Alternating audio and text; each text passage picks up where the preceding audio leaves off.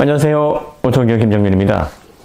테슬라가 또 한 번의 가격 인하를 발표를 했습니다. 저희가 테슬라가 치킨 게임 시작하는 거 아니냐, 이전 영상에서 앞으로도 큰 폭의 가격 인하를 단행할 것으로 보인다. 중국 시장과 또 미국 시장의 수요 확대, 그로 인한 점유율을 계속 끌어올리기 위한 공격적인 드라이브로 가격 인하를 한 번 더 큰 폭으로 시행할 확률이 높다, 이렇게 말씀을 드렸는데, 이번에 가격 인하는 약간 폭이 크진 않습니다.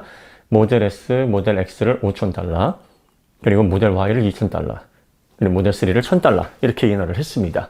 그리고 새로운 모델이 하나 등장을 했어요. $49,900짜리 모델이 등장을 했는데, 모델 Y, 정확한 모델명은 안 나와 있고요. AWD, 듀얼 모터다, 뭐 이렇게만 나와 있고, 주행거리가 살짝 줄었습니다. 279마일로 롱레인지 모델 대비 주행거리가 조금 줄었고요. 제로백이 5.0, 롱레인지 모델 Y인 경우에 4.8초인데 성능이 약간 떨어져 있습니다. 이걸 두고 4680 배터리 모델이 드디어 나오는 거 아니냐. 4680 배터리가 아직 수율 문제가 있으니까 지금까지 달성된 수율로 상품할 수 있다고 생각을 해서 이걸 집어넣고, 주행거리가 그로 인해서 좀 줄어들었고 성능도 약간 다운그레이드가 된 것으로 보인다라는 예상이 나오고 있는데, 테슬라에서는 이게 4680 배터리인지 아닌지 뭐 그거에 대한 언급이 없습니다. 요건 조금 더 지켜봐야 되는데, 요게 4680 배터리가 탑재된 모델 Y인지 아니면 2170 배터리를 그대로 넣는데 셀수를 줄여서 좀 더 가격이 저렴한, 주행거리 많이 필요 없는 소비자들을 위해서 듀얼 모터가 들어가 있는 모델 Y를 조금 더 한 $3,000 더 저렴한 가격으로 구입할 수 있도록 한 다운그레이드 모델인지, 이런 것들은 좀 더 지켜봐야 됩니다. 지금 테슬라의 이익률이 29%에서 최근 가격 인하를 단행을 한 이후에 발표한 실적 조사에 따르면 이제 20% 정도 많이 내려갔습니다. 이것 때문에 이제 수익률 악화 때문에 주가에도 영향을 많이 미치고 있는 이 과정에서 가격 인하를 또 단행을 했단 말이죠. 이렇게 되면 수익률이 더 떨어지니까 결과적으로 주가에 더 악영향을 미치는 게 아니겠느냐, 이렇게 걱정하시는 분들 계신데, 자동차와 같은 소비재는 경기 침체에 직격탄을 맞는 품목이거든요. 그러면 결과적으로 수요 악화에 따른 전기차의 성장률 저하, 여기에 점유율 저하까지 겹치게 되면 앞으로 테슬라가 미래 모빌리티 시장에서 지배적인 위치를 계속 유지하면서 시장을 끌고 나갈 강한 성장력까지 잃어버리게 되니까 결과적으로 점유율 확대가 지금 가장 시급하다, 이렇게 판단을 해서 가격 인하를 계속 공격적으로, 올해만 3번인데요. 이번에 인하한 폭을 보면 테슬라는 한 번 더 가격 인하를 통해서 소비자들에게 수요 확대를 더 적극적으로 이끌어낼 만한 그런 여유를 좀 남겨놓고 단행을 한 걸로 보입니다. 자, 테슬라가 이렇게 공격적으로 나오니까 역시 국내 제조사인 현대기아, 아이오닉 6가 세계 올해차 상을 받았습니다. 3관왕을 받았어요. 디자인상도 받았는데, 디자인상은 저도 좀 의외네요.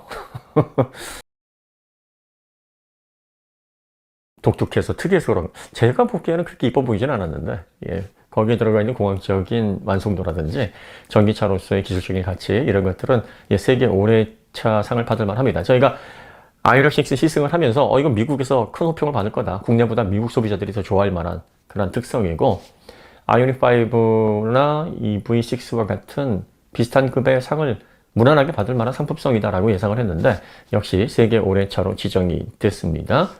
그리고 평가도 좋습니다. 근데 문제는 저번 시간에도 말씀드렸듯이 아이오닉 5, EV6, 아이오닉 6, 지금 대중전기차 보조금을 받아야 되지만 그래도 대중들이 접근하기가 그렇게 어렵지 않은 가격대인데, 이러한 전기차들의 수요를 대당 30만 대 누적 판매, 50만 대 누적 판매, 100만 대 누적 판매 해서 점유율을 빠르게 높여 나가야 돼서 선택과 집중을 통해 현대 모빌리티의 향후 전망이 엄청나게 성장 가능성이 높다, 이걸 좀 보여줘야 되는데,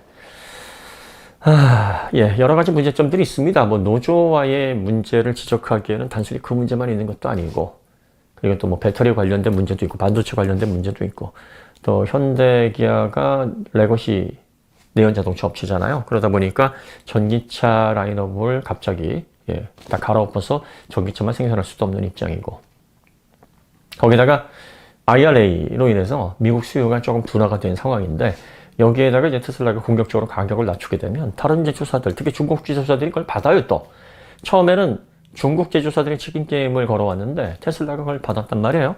근데 테슬라가 그래? 너희들은 더 내릴 여유가 없을 텐데 우리는 아직도 20% 이익률이 있으니까 큰 폭으로 한 번 더 내릴 수 있어. 잘게 몇 번 내리든지 큰 폭으로 내리든지 우리 한번 따라와 볼래? 팔로우 미 하는데 중국도 사실 자본으로 시장을 감식을 해서 일단 시장에서 이기고 본 다음에 그러고 나서 자신들의 영향력을 펼치는 뭐 이런 치킨 게임 전략에 굉장히 익숙하거든요. 그럼 이걸 또 받아서 테슬라와 중국 전기차 간의 가격 경쟁이 심화가 되게 되면 고래 싸움에 새우등 터지는 이런 현상이 발생할 수가 있는데 이 산업이라는 게 그렇습니다. 기술력만 가지고 승부할 수 없어요. 잘 만들어 놨는데 상품성이 훌륭한데 시장에서 도태되는 이런 케이스는 얼마든지 있습니다.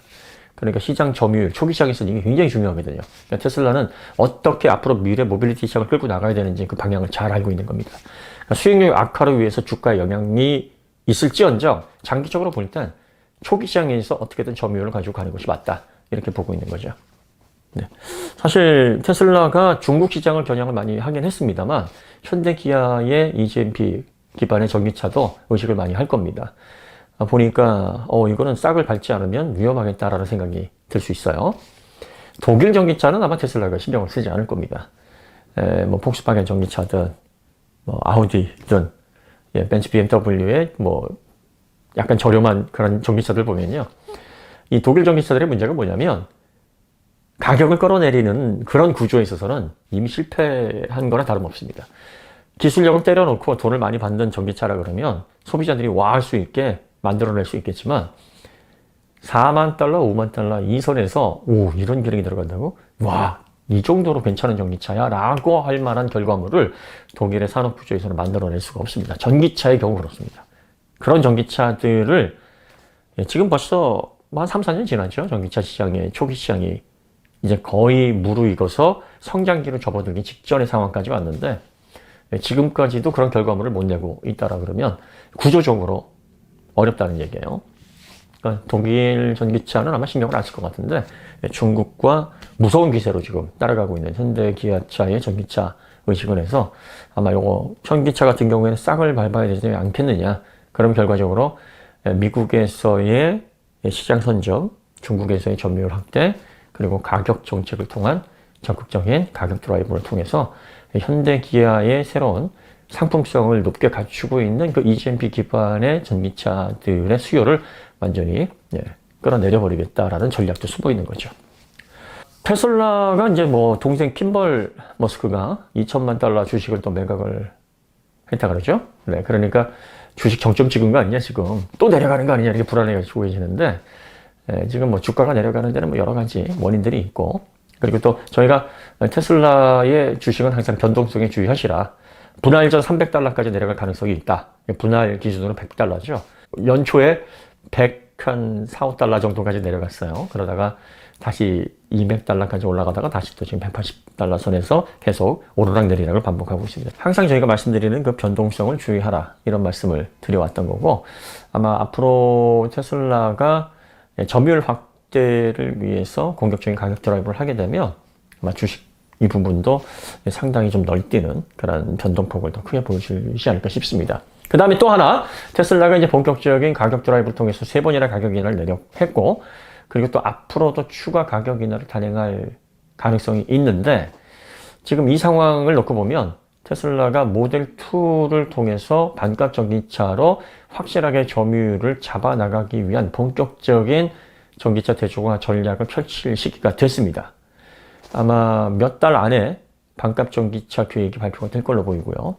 그리고 25,000달러부터 시작이 될지 어떨지 모르겠지만 지금 우리가 텍스 크레딧이나 또 보조금 없이도 구입 가능한 3,000 초반에서 중반 사이에 저렴한 전기차를 출시하기 위한 준비가 막바지에 다다랐고 그래서 이런 분위기에서 시장 상황을 테슬라 쪽으로 조금 더 힘있게 이끌어 나가기 위한 사전 작업이 아닌가 뭐 그런 생각이 좀 들기도 합니다.